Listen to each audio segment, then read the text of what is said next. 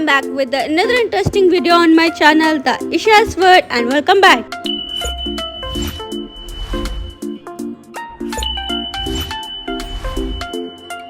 So friends, आज की video में मैं आपको एक DIY फेस पैक बताऊंगी जो हेल्प करेगा आपके पिंपल्स, एक्ने स्कार्स को रिड्यूस करने में। की वीडियो स्टार्ट करने से पहले आप सभी से रिक्वेस्ट है, अगर आप मेरे चैनल पे पहली बार आए हो तो चैनल को सब्सक्राइब कर लीजिएगा, नीचे दिया हुआ रेड बटन प्रेस कर लीजिएगा, नोटिफिकेशन बेल बटन भी ऑन कर लीजिएगा। आप मुझे इंस्टाग्राम पे भी फॉलो कर सकते हैं जिसकी आईडी आपको दिखाई दे रही होगी।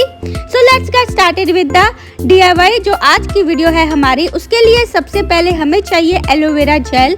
मैं यहाँ पे बोतल वाला ले रही हूँ, आप चाहो तो फ्रेश एलोवेरा जेल भी ले सकते हो। 2 to 3 टेबलस्पून ले लीजिए आप एलोवेरा जेल के।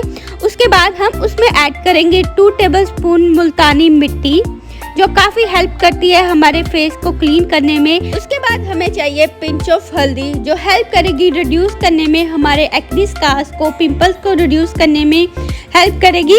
उसके बाद हम इसमें डालेंगे हनी हम थोड़ा सा कम ही डालेंगे और इसे अच्छे से मिक्स कर लेंगे। मिक्स करने के लिए हम इसमें ऐड कर सकते हैं रोज वाटर। जो हमारा हनी एंड हल्दी है वो दोनों ही हमारे एंटीबैक्टीरियल एंड एंटीसेप्टिक का काम करते हैं हमारे फेस पे।